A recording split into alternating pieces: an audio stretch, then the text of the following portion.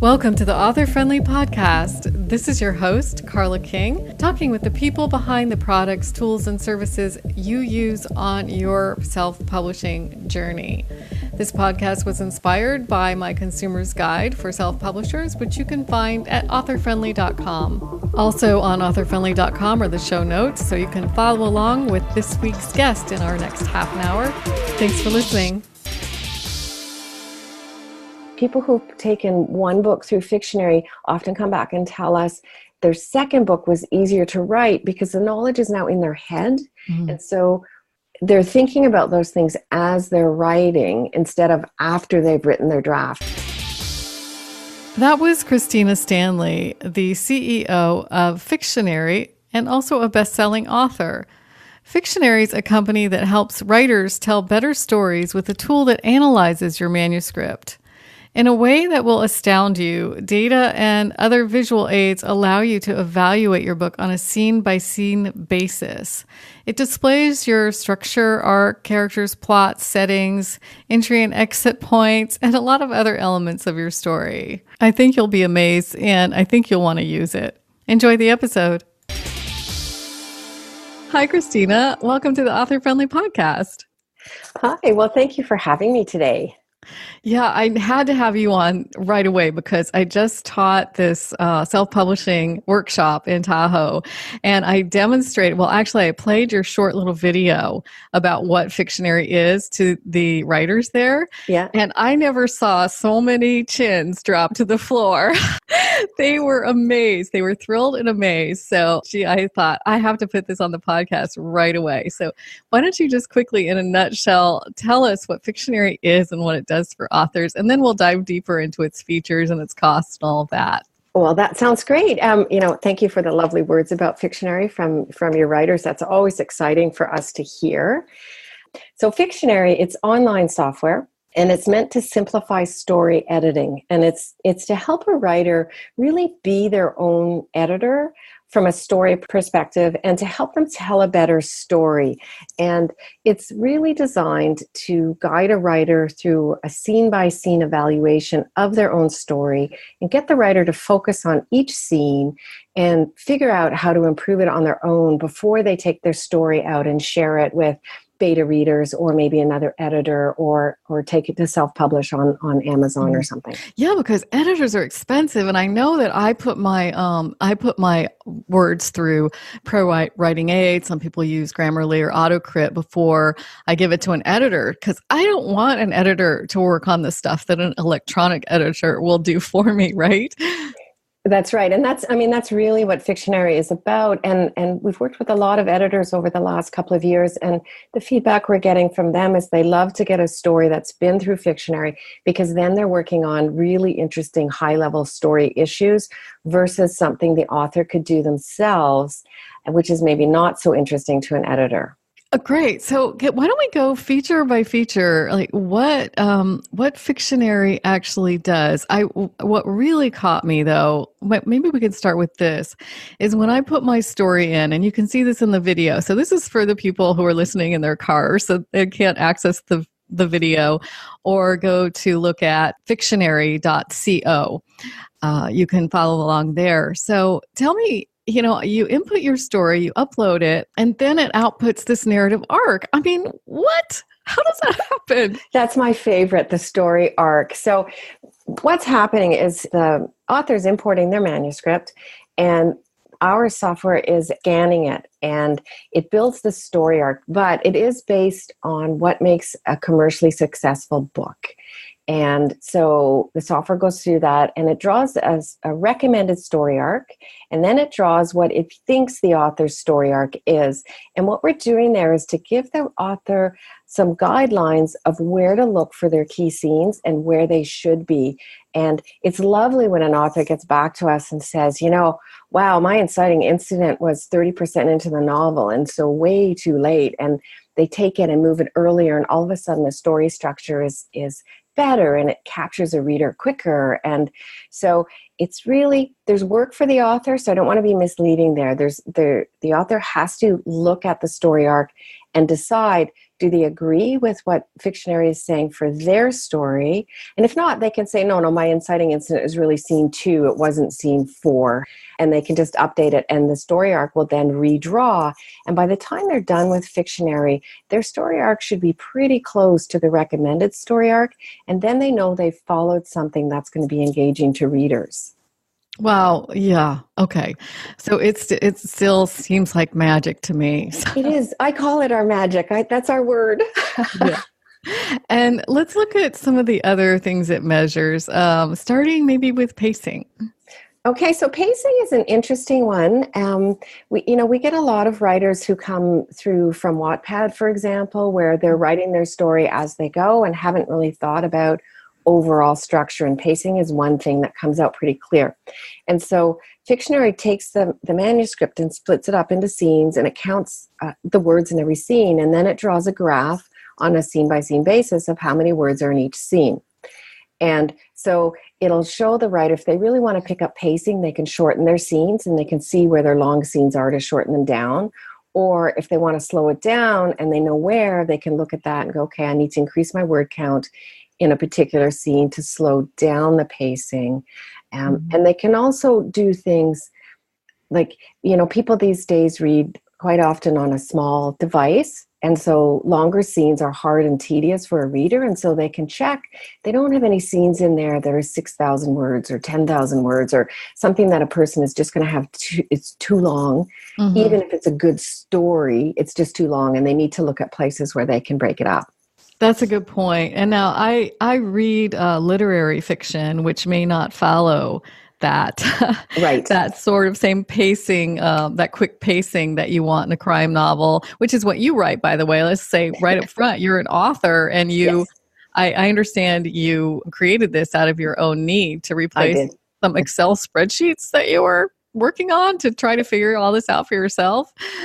Yes, I did that. I actually counted. I took 72 books on writing and editing, and I had all that advice in a spreadsheet on a scene-by-scene basis so I could evaluate my own scenes. And you think, well, that's just crazy. So all of that advice is now inside Fictionary in rewrite tips along with each element that we look at, so that people can, if they're working on point of view, for example, they can look and see what that means and why they're working on it, and then go ahead and do it. So the knowledge is inside of Fictionary. And for me, I just needed it to remind myself on every scene what I needed to look at, because it's such a vast amount of information. Yeah, so point of view is another element that Fictionary looks at, of characters and goals. What does that mean?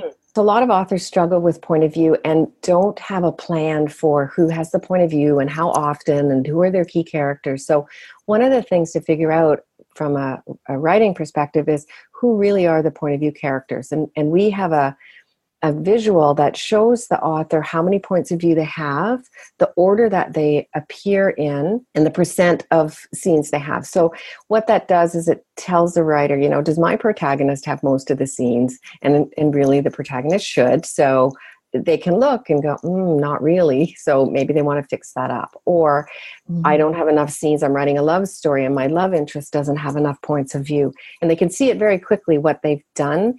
And it also helps the writer eliminate points of view they don't really need, that they could write from a protagonist's point of view. Right. It lists the character names and where they appear too. So when I uploaded my test story, I realized that I had used Tim, a character named Tim, and I had called him Timmy sometimes and Timothy other times. So it was really nice to be able to go back and smooth all that out. Yeah, and we find that is something right away, that's something an author can fix quickly when they have two characters with a very similar name. They can go and change one because it does confuse a reader. And we also find writers will look at that and go, holy, look how many characters I have. Why do I need that many characters? Right. And you can see that Lucy shows up in chapter 3 and never shows up again. It's like, okay, wait, did she die or did we what happened to her hanging? Yeah, and it does help authors close that off so that they do know, when a character is coming in and out. And they can actually draw that on top of the story arc. It'll show the first and last scene of a character coming in. And really, I find that the control of characters is a big issue for a lot of authors. And so this helps them, again, see how many scenes each character has, when they come into the novel, when they're introducing major characters, and then they can make a decision. Is it the right time? Is it too soon? Is it too late? That kind of thing. Mm-hmm. I come from a technology background, so this is maybe particularly fascinating to me, but I don't know, how do you figure out plot holes from, inputting a manuscript into a computer program? How do finding scenes without a clear purpose? It's just, right. Again, magic, but it does identify plot holes. This is actually one of the harder things for a writer to work on. Mm-hmm. So we ask them to look at every scene and define its purpose. So why is it in the story? How is it driving the story forward? Is it there for character introduction, character development? What's it actually doing? And once the writer can see that in a list, they can see very quickly of, oh, I had this here for this purpose, but I never closed on that purpose. Mm-hmm. So it sounded great at the beginning when I was writing my novel, and yet I didn't do anything with it. And so by seeing it all together in one quick list, you can see a plot hole. And purpose of a scene, it's really hard. I think we all get carried away as writers. Sometimes you write a scene and your characters take you in a different direction and you love the scene, but it has nothing to do with your story. So really it should be cut and maybe put in a different story. But by forcing a writer to actually look at why a scene is in, it's very eye-opening, and people tend to get really creative at this point because maybe they want the scene and they can figure out then, well, what would the purpose be, and they can rewrite it and so it actually fits in their story. Yeah, I think it has the potential to make you a better writer for sure. Yeah, we do get that feedback a lot, that people who've taken one book through Fictionary often come back and tell us their second book was easier to write because the knowledge is now in their head. Mm. And so they're thinking about those things as they're writing instead of after they've written their draft. And so their draft tends to be a little bit better than their first draft or their first story. Yeah, that's great. And then after the plot holes, your scenes without a clear purpose. I'm just looking at, at the features of Fictionary. There's flow. You identify how each scene is open and closed with entry and exit hooks. Yeah, and so there the intent is to think about two things. One, what are you using for a type of entry? And so are you using dialogue, description, action, thought? And it's to keep the writer from being too repetitive. And this was a learning thing from how I wrote my very first book, and my husband read it and went, so you start every scene in a doorway, and you think, yes, I do. Oh, wow. I got it, because of course you come into a room, you got to come through the doorway. This was my thought, right? You're writing a play. Awesome. That's really good. So I had to fix that.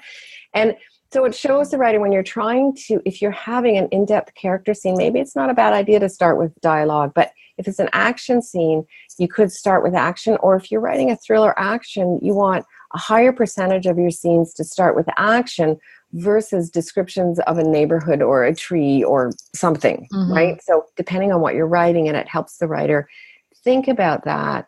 And then the actual hooks are the one at the beginning of the scene. So what's to keep the reader from putting your book down? They finished a scene, they start the next one, they're a little bit tired. What's at the beginning to go, oh, I really have to read this scene? And then what's at the end of the scene that they go, oh, I have to read the next scene. And so there's something at the beginning and the end to drag the reader in and then to encourage them to go on to the next scene. Yeah, these are the books that keep you up at night, for sure. Right, when you should be sleeping, but you're not. Yeah, I just went through one like that. It was awesome. And I just have to mention now, I just love the graphs and charts that you include. So, for instance, I'm looking at the scene opening types chart, and it is graphical. It's not just data on an Excel spreadsheet that you get. You've got columns and pie charts, and it makes it easier to digest. Yeah, and that's the idea. And it's sort of like an eye-opening moment for writers when you see your book in a different way. And then all of a sudden you can see what you've done. And wow, I start every scene in the doorway. And you can see that it's, it's not right. And then you can go away and fix it. And part of the reason behind Fictionary, you take your 80,000 words of a big blob of a manuscript, and what do you do with that? That was really hard for me to figure that out, when I first started writing. And so the idea is that you can see it in a different way, and it makes you think differently, and then you can go away and fix it. Cool. Okay, so the next one I'm looking at is tension and conflict. What's that about?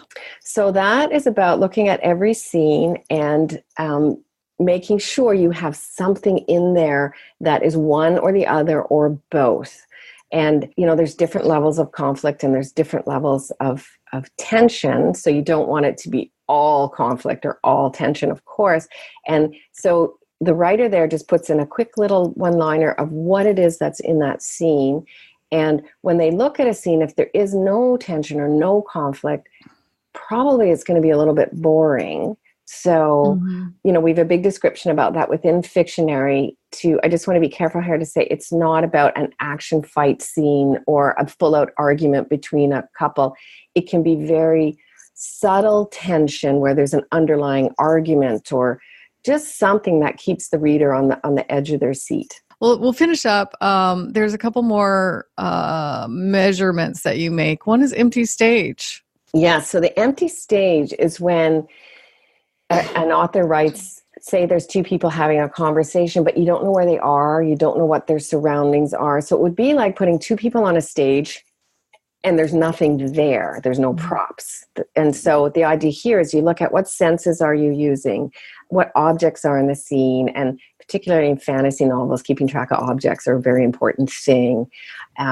What's the weather doing? So that it fills out, and we have some authors who love this is their favorite piece because that's not what they like to write. They want to write the action story, and then they go back and they look at how they can build the stage around it. And it just gives that kind of depth and sort of luxurious feel that you can see what's around the characters in the scene.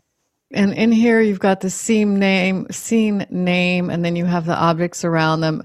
I guess you're identifying nouns, like in this example, grandfather clock and empty cupboard and, smells, dog pee. Oh, it's funny. I know which one you're looking at. So that's my work in progress, Evolution. And in it, that grandfather clock, it plays a key role in the story. And so I wanted to keep track of everywhere I used it, and who knows about that grandfather clock or has seen it or has been in the room when it chimed or whatever. So then as I'm putting my clues and I'm doing my foreshadowing, I know exactly where in the novel I've mentioned it, and I know who was in that scene who has seen it. Mm-hmm. It's a great way to keep track of the sensory details too. I remember when I was first starting to write travel stories, I had Post-it notes for each of these sensory details: sight, smell, sound, taste, and touch. And I would go over my story, 5 times and make sure that I had those, because with travel, of course, well, with every story, it's super important. I think somebody said that smell was the most important, had the most impact on readers, on people. And when you evoke a smell, it just automatically puts somebody in a scene. Yeah, and it's true. I believe that. And the other thing this does for authors is you get in a pattern. Everybody smells their coffee or something. And you think, you got to get away from that. It's got to be something else. Maybe it's about a coffee shop, so it's okay. But you want to get away from patterns of just, it's always the same. They always see the same thing or smell the same thing or hear the same thing. Mm-hmm. And then confusing timelines or missing objects. Yep. So those two things go together. And what it's helping the writer do is it's not about, the exact date and time that something happens, but it's about, does the reader know from one scene to the next where they are in time? And are you keeping track of your key objects as you go through that? And so quite often, you'll read something, you think, I don't know, did a month go by? Did a year go by? Was that yesterday? And it's hard for the reader then to be engaged with a character if they don't get how time has impacted the character's life. And so we do things in here where we ask the reader, are you anchored in time, in point of view and in location? And then your reader's there with you. Got it. And I'm just noticing too that in this story map for timelines, there's and in all of these feature graphs or charts, there's a scene name. Do I have to name my scene, or do I do that later? Do I do it in the beginning when I'm uploading my document? So most of the authors do it as they're going through. You certainly don't have to. And really, Fictionary, you can pick and choose if you just want to work on plot elements or character or setting. Maybe you know you have one area that's your weak point. You only want to do that.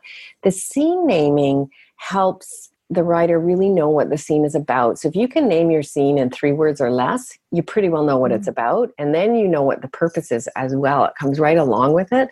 So we like to push the author to think about, if you have to name the scene, what would you name it? And then our plan with that is actually to come up with, in our next version that we're doing it, we're going to use that name to do a different type of report that will summarize the scene for the writer, so they can see it by name and what's the key action thing that happened, and it will give them an outline of what they have in a very quick way. Nice. And it reminds me too that when I work in Scrivener, which I need to do that more by default than Word, because it allows you to write scene by scene. And you do have to name your scenes there. Mm-hmm. So if people use are used to using Scrivener, maybe they, can more easily get their head around this. Yeah. Although I don't, it's so simple. I couldn't believe it. I just put my memoir in there, which is different than, sort of a fast-paced crime novel. But it did really help in a lot of ways as well because of the characters. Of course, I was traveling, so my characters would come in and they would leave forever. I would leave it behind. So I was the only character, and the motorcycle was another sort of character as well. Right. That was super interesting for memoir too. Yeah. So let's talk a little bit about how you went about this. So you're a crime writer. Is that right? And yeah, I write mysteries. Crime sounds very harsh to me. I write mysteries. And yes, there's always a murder. So there is a crime, and you've won crime awards. I guess that's why I thought you as a crime writer, mystery writer, winning crime awards. Okay. Yes. So there's always a crime, of course, because it's a murder. So that has to happen. And I like writing the mystery around the murder. Mine is more character driven about the people and who did it and why they did it. It's really what I like to write about. Got it. Yeah. So how many books have you written? I have 4 published. I have another work in progress that I've just finished and I'm running through Fictionary. So that'll be my 5th one. And you've written a ton of short stories too, I gather. Yeah, I find those very hard, actually harder than a novel. It's a real stress point for me to get a short story done just because you have so few words and you really have to know. I just think a short story is harder to write. Yeah, I think there's 2 camps: people who write short stories who can't write a novel, which would be me, and you who write novels naturally and find it difficult to compress that time. So let's see. Did we miss anything? Any features that were these jaw-dropping features? I think probably listeners are going, "What? How does that work?" I know we all want to know the facts behind the magic, but hey, that's your secret to keep. Go keep going at it because we love it. I can't imagine you with these spreadsheets figuring all of this out. And I do want to ask you. It's a family business, right? Yes, that's correct. Your about page. So how did that all come about? Well, it came about.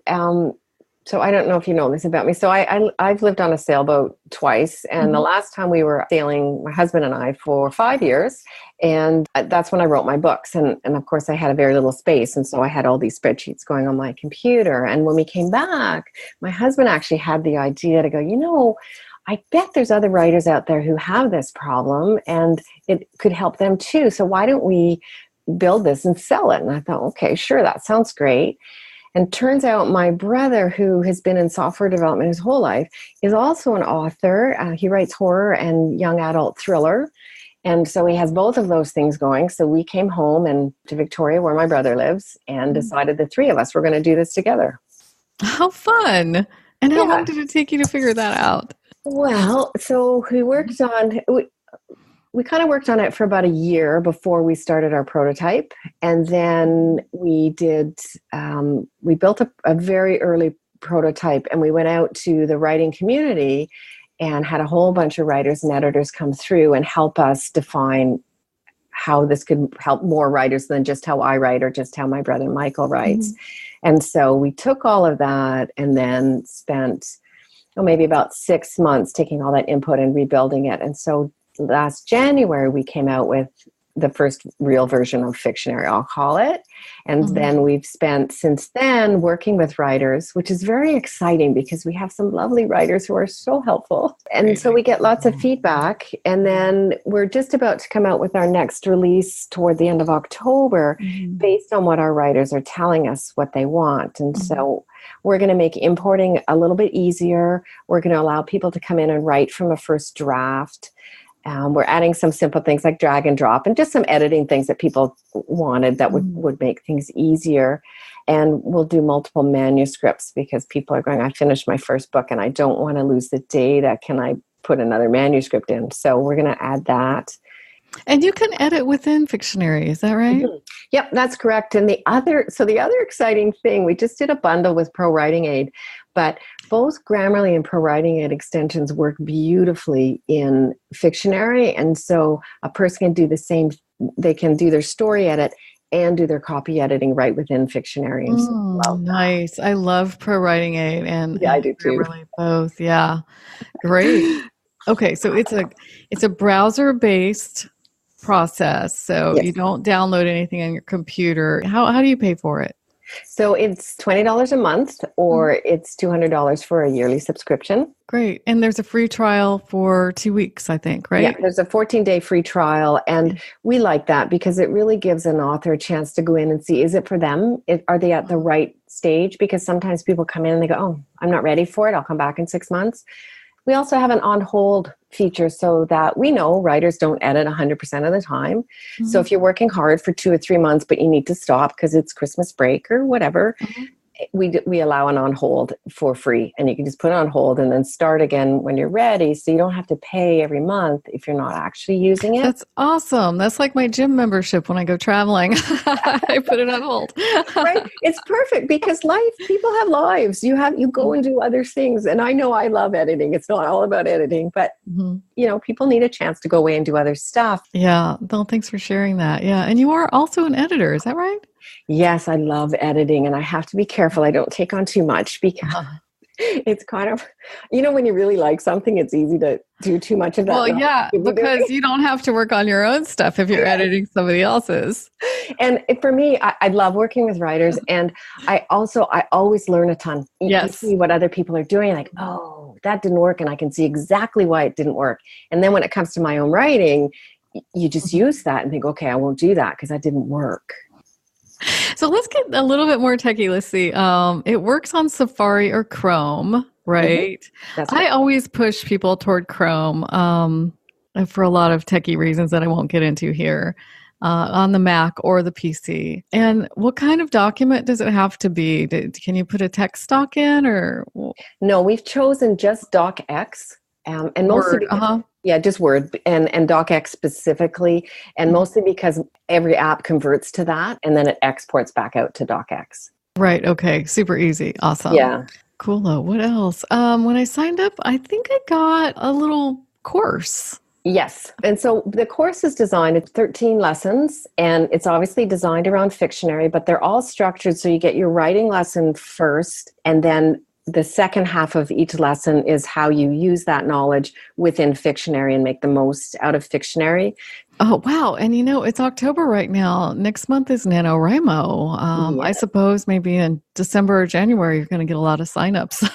Well, of course, and that's our hope. So we're sponsoring NaNoWriMo this year. We have our forum up there, so we're hoping for some engagement with that. And I've done Nano twice and love it, love it, love it. So I'm really encouraged that we'll get some visibility through Nano and have those writers come and see who we are and hopefully help them once they've got their draft written. Yeah. Okay. So what have we missed? Anything? I don't think so. You've done an awesome job going through everything that Fictionary does. Well, thanks. I mean, I was so fascinated. I looked at every little thing and I uploaded my own work, and the technologist in me wanted to deconstruct how you programmed all this stuff in.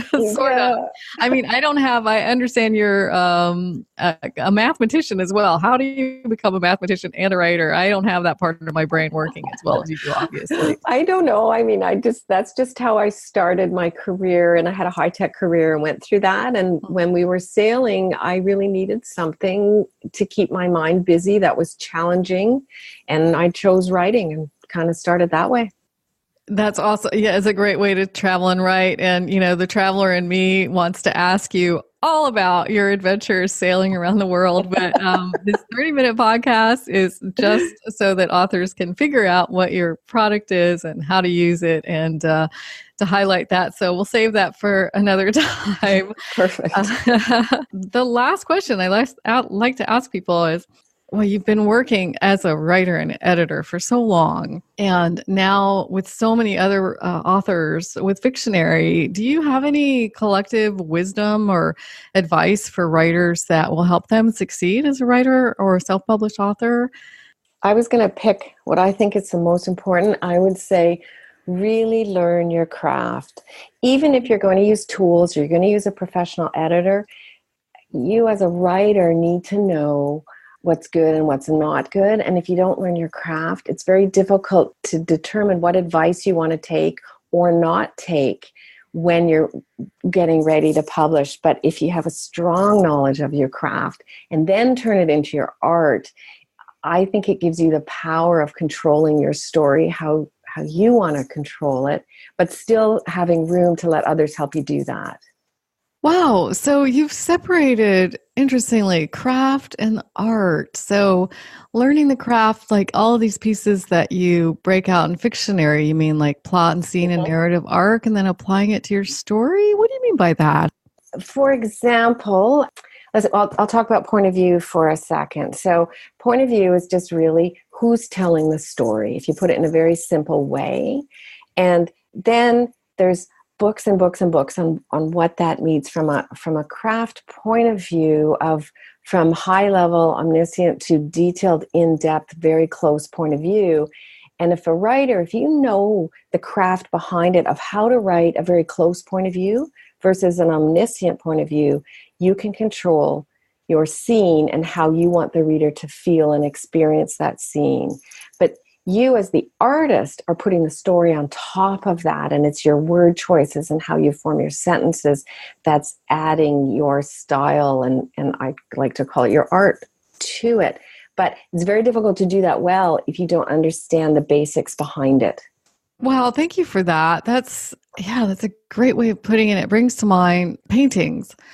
I learned that, for instance, Picasso, of course, I went to the Picasso Museum in Paris, and it was his whole career was encapsulated in 4 floors in the Marais there. Mm-hmm. And his first paintings looked like everybody else's paintings, right? Yeah. And as you go up the stairs and around in this museum, you can see him deviating. And I guess I'm relating it to your story, painting his own story on top of the rules that he learned as foundational tools. That's right. And that's a great example because a painter knows how to mix paint to make different colors. Mm-hmm. They need to know that craft of how do you do that particular orange I want or whatever it is. Right. And then the art comes of now, how am I using all these colors to make my beautiful painting? And perspective and, oh my gosh, mm-hmm. all kinds of other things. Mm-hmm. Yeah. That's right. Yeah. So that's a great example. Well, thanks. And thank you for coming on the podcast, and thank you for creating Fictionary. I'm really, really having fun with it. And so are the writers that I know. So, oh, terrific. That's great to hear. Highly recommended. Thank you. And it's a thrill to be here. Of course, I always love talking about writing and Fictionary. So that's it for now. I hope you'll listen in to the next episode of the Author Friendly Podcast, where you'll hear more voices from the people behind the tools, services, and products you depend on for your self-publishing journey. Find the show notes at authorfriendly.com, along with links to iTunes, Stitcher, YouTube, SoundCloud, and all the other places you can listen to the podcast. And can I ask you a favor? Ratings help float the podcast to the top so that other authors like you can find it. So if you'd navigate to your podcast subscription service and give it some stars, I'd really appreciate it. Also on authorfriendly.com, you'll find free resources like my Consumer's Guide for Self-Publishers, which was the inspiration for this podcast. Yes, this is my obsessively updated ebook with reviews of the products, tools, and services that you'll hear about in this podcast. They'll help you not only write your book, but design it, format it, print, distribute, and market your books, and also do business as an author. If you need more help in your self-publishing journey, I've created a complete series of online courses that will help you with all of those tasks. Just go to selfpubbootcampcourses.com or pop me a note via email at hello@selfpubbootcamp.com, or just go to the site, selfpubbootcamp.com, if you have any questions at all. Okay, signing off again. I hope you'll subscribe and tune in next week for the Author-Friendly Podcast, your consumer's guide in audio format to help guide your self-publishing journey. Thanks.